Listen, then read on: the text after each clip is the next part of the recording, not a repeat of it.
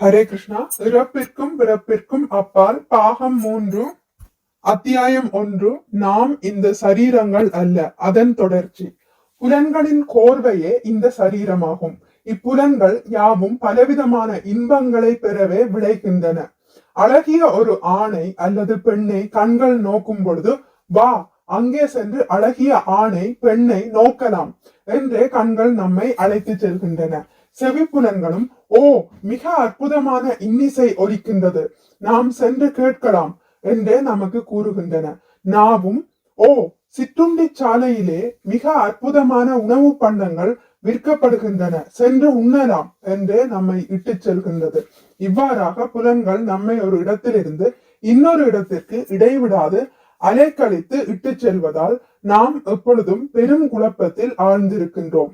இந்தரியானாம் he சரதாம் யன்மனோ ஆனுவித்யதே ததஷ்ய ஹரதி பிரக்ஞாம் வாயுர்நாவம் இவாம்பஷி. நீரில் மிதக்கும் படகானது எவ்வாறு வலிமையான காற்றினால் பலவந்தமாக இழுத்து செல்லப்படுகின்றதோ அதே போன்று நமது மனம் ஒரே ஒரு புலனின் இன்பத்திலே ஈடுபாடு கொண்டால் கூட போதும், அப்புலனின்பமானது நமது புத்தி திறனை அறவே குலைத்துவிடும். பகவத்கீதை 2.67. புலன்களை கட்டுப்படுத்த அறிந்து கொள்வது நமக்கு அத்தியாவசிய தேவையாகும். புலன்களை முழுவதும் கட்டுப்படுத்த கற்றறிந்தவர்களுக்கே கோஸ்வாமி என்ற விருது அளிக்கப்படுகின்றது. கோ என்றால் புலன்கள் என்றும், சுவாமி என்றால் கட்டுப்படுத்துபவர் என்றும் பொருள்படும். ஆகவே புலன்களை தம்முடைய கட்டுப்பாட்டில் வைத்திருப்பவர் கோஸ்வாமி என கருதப்படுகின்றார். நிலையில்லா இந்த ஜட சரீரத்தை தான் என கருதுபவரால் உண்மையான ஆன்மீக நிலையை எய்த முடியாது என்று கிருஷ்ணர் உரைக்கின்றார். தேக சுகங்கள் அனைத்தும் நிலையற்றவை, பெரும் போதையூட்டுபவை. சில கணங்களே நீடிக்கும் இச்சுகத்தை நம்மால் உண்மையாகவே நுகர முடியாது. உண்மையான சுகத்தை ஆத்மாவின் வாயிலாகத்தான் பெற முடியும், தேகத்தின் வாயிலாக பெற முடியாது. எனவே தேக சுகங்களால் திசை திருப்பப்படாது மிக கவனமாக நாம் நம் வாழ்க்கையை அமைத்துக் கொள்ள வேண்டும். எவ்வாறாயினும் நமது கவனத்தை சிதற விடுவோமாயின் சரீரத்திற்கு அப்பாற்பட்ட சுய உணர்வின் உண்மையான தன்மையை நாம் உணர முடியாது. போக ஐஸ்வர்ய பிரசக்தானாம் தயா அப்ருத சேதசாம் வியவசாத்மிகா புத்திஹி ஷமாதௌ ந விதீயதே த்ரைகுண்ய விஷயா வேதா நிஸ்த்ரைகுண்யோபவார்ஜீன நிர்த்வந்தோ நித்ய சத்வஸ்தோ நிர்யோக ஷேம ஆத்மவான். ஜட உலக செழிப்புகள், புலனின்பங்கள் ஆகியவற்றில் மிகவும் நாட்டம் கொண்டு இருப்பவர்கள் மனதிலும், அத்தகைய விஷயங்களில் குழம்பி இருப்பவர்கள் மனதிலும் இறைவனுடைய அன்பு பூர்வமான பக்தி சேவையில் ஈடுபடும் தீர்மானமான ஆசை எழுவதில்லை.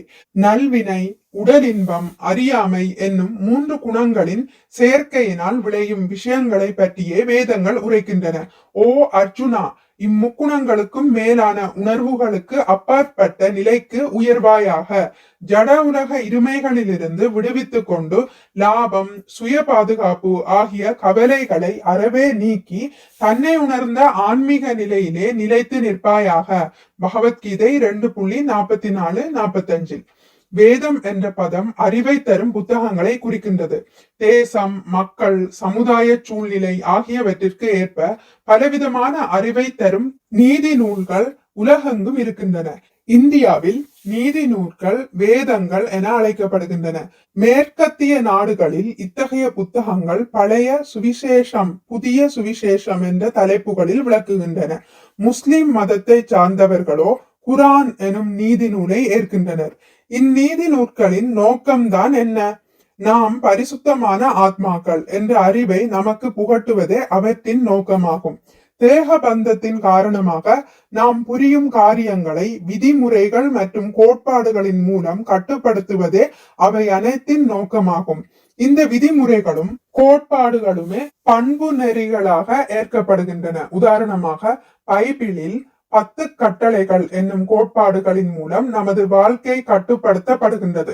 வாழ்க்கையின் உன்னத குறிக்கோளை அடைவதற்கு நமது சரீரங்கள் கட்டுப்பாட்டில் வைக்கப்பட வேண்டும். விதிமுறைகளை கடைபிடிக்காமல் ஒருவராலும் வாழ்க்கையின் உன்னத நிலையை எய்த முடியாது. தேசங்கள், நீதி நூல்கள் ஆகியவற்றிற்கு ஏற்ப விதிமுறைகள், கோட்பாடுகள் ஆகியவை மாறுபட்டு விளங்கலாம். இவ்வித்தியாசங்களை நாம் பொருட்படுத்த வேண்டிய தேவையில்லை. ஏனெனில் காலம், சூழ்நிலை, மக்களின் மனப்பாங்கு ஆகியவற்றிற்கு ஏற்ப இவ்விதிமுறைகள் நியமிக்கப்பட்டிருக்கின்றன. ஆனால் எல்லா இடங்களிலும் கட்டுப்பாடான வாழ்க்கையின் குறிக்கோள் ஒன்றே. அதேபோல் அரசாங்கங்களும் மக்களை கட்டுப்படுத்த சட்டங்களை விதிக்கின்றன. சட்டங்களின் துணையின்றி எந்த ஒரு அரசாங்கமோ அல்லது சமுதாயமோ முன்னேற முடியாது. மேலே குறிப்பிட்ட பகவத்கீதை ஸ்லோகத்தில் ஜடசக்தியின் முக்குணங்களை, அதாவது நல்வினை, உடலின்பம், அறியாமை ஆகியவற்றை கட்டுப்படுத்துவதற்காகவே வாழ்க்கையின் விதிமுறைகள் வேதங்களில் தரப்பட்டிருக்கின்றன என அர்ஜுனனுக்கு ஸ்ரீ கிருஷ்ணர் உரைக்கின்றார். திரைகுண்ய விஷயா வேதா.